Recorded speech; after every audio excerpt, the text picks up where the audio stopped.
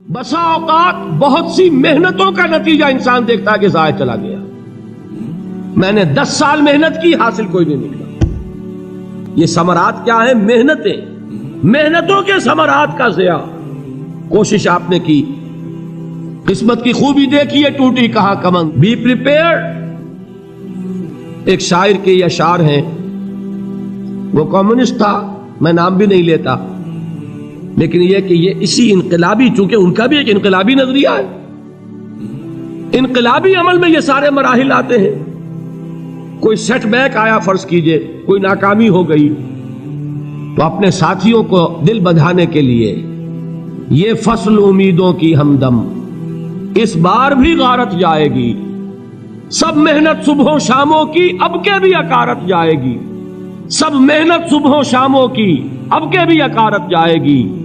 دھرتی کے کونوں کھدروں میں پھر اپنے لہو کی کھاد بھرو، پھر مٹی سینچو اشکوں سے، پھر اگلی رت کی فکر کرو، پھر اگلی رت کی فکر کرو، جب پھر ایک بار اجڑنا ہے. ایک فصل پکی تو بھر پایا، تب تک تو یہی کچھ کرنا ہے. ایک مقصد ہے سامنے، انقلاب برپا کرنا ہے. ایک کوشش ناکام ہو جائے کوئی پرواہ نہیں، نیکسٹ. پھر تیار رہو ناکامی کے لیے. ایسا نہ ہو جو انگریزی میں کہتے ہیں hope for the best but be prepared for the worst. ایسا نہ ہو کہ دوسری مرتبہ ناکام ہو کے بددل ہو جاؤ، تمہاری ہمتیں جواب دے جائیں. نہیں، پہلے سے تیار رہو کہ دوسری مرتبہ بھی ناکامی آئے تو آئے، لیکن جب تک کہ کامیابی حاصل نہیں ہوتی ہمیں یہ کام کیے چلے جائیں. دیکھیے سیرت میں آیا کہ نہیں یہ واقعہ. بدر میں مسلمانوں کو فتح ہوئی تو احد میں زک پہنچی کہ نہیں؟ 70 صحابہ شہید ہوئے کہ نہیں؟ اگر ان کی ہمتیں جواب دے جاتی تو گاڑی کیسے چلتی آگے؟ تو فرمایا وَلَنَبْلُوَنَّكُمْ بِشَيْءٍ مِّنَ الْخَوْفِ وَالْجُوعِ وَنَقْصٍ مِّنَ الْأَمْوَالِ وَالْأَنفُسِ وَالثَّمَرَاتِ.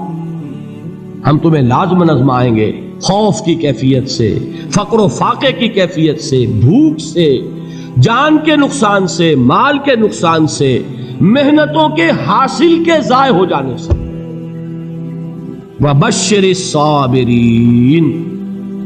اور اے نبی بشارت دیجئے صبر کرنے والوں کو. الَّذِينَ إِذَا أَصَابَتْهُمْ مُصِيبَةٌ، وہ کہ جب ان پر کوئی تکلیف آئے، کوئی مصیبت آئے، کوئی آزمائش آئے، قَالُوا إِنَّا لِلَّهِ وَإِنَّا إِلَيْهِ رَاجِعُونَ، وہ یہ کہیں کہ ہم اللہ ہی کے ہیں، اللہ ہی کی طرف لوٹ جانا ہے. یہ وہی انداز ہے جو میں نے فارسی کا شعر سنایا تھا آپ کو کہ سرے تسلیم خم ہے جو مزاج یار میں آئے. وہ ہمارا مولا ہے، ہمارا آقا ہے، اگر اسے یہی منظور ہے تو ہمیں بھی یہی منظور ہے. میں نے تسلیم و رضا کی بات کی تھی نا، آپ کو کچھ شعر سنائے تھے. ایک شعر اور سنیے، اور یہ کس کا ہے؟ محمد علی جوہر کا. ایک مرتبہ جیل گئے، ان کی ایک بیٹی جوان بیمار ہوئی، فوت ہو گئی. باہر چھوڑا انگریز نے، جاؤ بھائی دفن کر دو بیٹی کو. دوسری مرتبہ جیل گئے، دوسری جوان بیٹی اسی مرض میں مبتلا ہوئی. اب یہ جیل میں ہے، خبر پہنچی کہ دوسری بیٹی کے اوپر بھی اسی مرض کا حملہ ہوا ہے. ایک نظم لکھی ہے جس کا آخری شعر یہ ہے: تیری صحت ہمیں منظور ہے لیکن اس کو نہیں منظور تو پھر ہم کو بھی منظور نہیں. یہ ہے، جب تک یہ کیفیت نہ ہو اس میدان میں آدمی ثابت قدم نہیں رہ سکتا کہ میرے رب کو اگر یہ منظور ہے تو یہی مجھے منظور ہے، اور تیری صحت ہمیں چاہیے تو ضرور، لیکن ہمارے رب کو منظور نہیں تو ہمیں بھی منظور. راضی برضائے رب. وَبَشِّرِ الصَّابِرِينَ الَّذِينَ إِذَا أَصَابَتْهُمْ مُصِيبَةٌ قَالُوا إِنَّا لِلَّهِ وَإِنَّا إِلَيْهِ رَاجِعُونَ. نہ شود نصیب دشمن کے شود ہلاک تیغت، سر دوستہ سلامت کے تو خنجر آزمائے. اولئک علیہم صلوات من ربہم ورحمہ. یہی ہے وہ لوگ جن پر ان کے رب کی طرف سے عنایتیں ہیں اور رحمتیں ہیں. وَأُولَئِكَ هُمُ الْمُهْتَدُونَ. اور یہی ہے وہ لوگ جو کامیاب ہونے والے ہیں، ہدایت پانے والے، ہدایت یافتہ. اسی سورہ بقرہ میں ذرا آگے چل کر، یہ تو ہے 20واں رکوع، 19واں رکوع، 21ویں رکوع کی پہلی آیت ہے: لَيْسَ الْبِرَّ أَن تُوَلُّوا وُجُوهَكُمْ قِبَلَ الْمَشْرِقِ وَالْمَغْرِبِ ولکن البر من آمن باللہ والیوم الآخر والملائکۃ والکتاب والنبیین وآتى المال على حبه ذوي القربى واليتامى والمساكين وابن السبيل والسائلين وفي الرقاب وأقام الصلاة وآتى الزكاة والموفون بعهدهم إذا عاهدوا والصابرين في البأساء والضراء وحين البأس. اب یہ آیت جو ہے سورۃ العصر میں جو مضامین آئے تھے سارے اس میں موجود ہیں. وہاں ایمان کا لفظ آیا، یہاں 5 ایمانیات کی تفصیل آ گئی، اعمال کی تفصیل آئی، اور آخری بات وہاں کیا ہے وتواصوا بالصبر، اور یہاں کیا ہے والصابرین فی البأساء والضراء وحین البأس. اور صبر کرنے والے، اصل نیکی ان کی ہے جو صبر کریں. کس میں؟ جنگ کے وقت. ضرائے، بأسائے، بأسا کہتے ہیں فقر اور فاقہ. واحد آئے گا باس تو اس کے معنی جنگ، اور باسا جمع میں آئے گا تو فاقہ، فقر، بھوک. اور ذرائع جسمانی تکلیف، ضرر، جسمانی تکلیفوں میں صبر کرنے والے، فقر اور فاقے میں صبر کرنے والے، اور جنگ کے وقت صبر کرنے والے. اولئک الذین صدقوا واولئک هم المتقون. یہ ہیں وہ لوگ جو صبر کرنے والے ہیں، یہ ہیں جو سچے ہیں، جو اپنے دعوے میں نیکی کے اور ایمان کے صادق ہیں، اور یہی وہ لوگ ہیں جو متقی.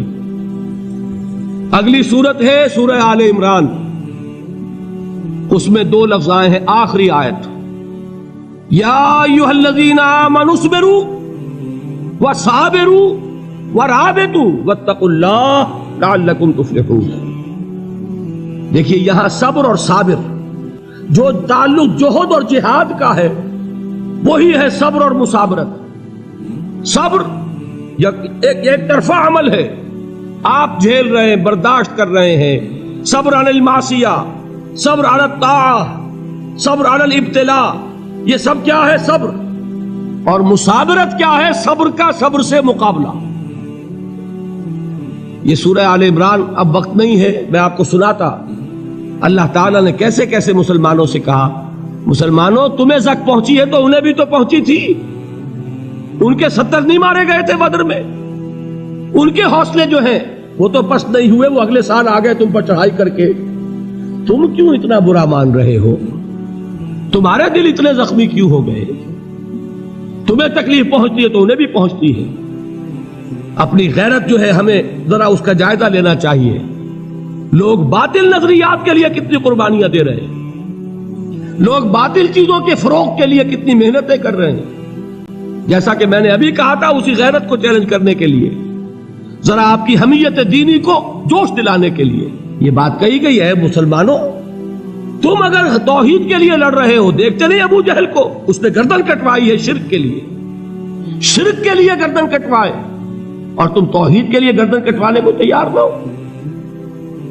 اس نے گردن کٹوائی کہ نہیں کٹوائی؟ اور کس طرح کٹوائی ہے؟ کیونکہ بڑا متکبر قسم کا، فرعون قسم کا شخص تھا. جب گردن کاٹنے لگے تو کہتا ہے ذرا نیچے سے کاٹنا، تاکہ جب تم نیزے کے اوپر چڑھاؤ میرے سر کو تو اونچا نظر آئے، معلوم ہو سردار کا سر. وہ بدبخت مرتے ہوئے بھی جو اس کی کیفیت تھی نا، اس کو ذہن میں رکھیے. تو یہ اس لوگوں نے قربانیاں دی، جانیں دی. تو فرمایا اگر تم ان سے زیادہ قربانی نہیں دو گے، جو نوٹ کر لیجئے اس کو، مجرد اگر حق کو غالب کرنا اللہ کے ذمے ہو تو آنے واحد میں غالب کر دے گا، تمہیں تکلیف ہی دینے کی ضرورت نہیں. سمجھ رہے؟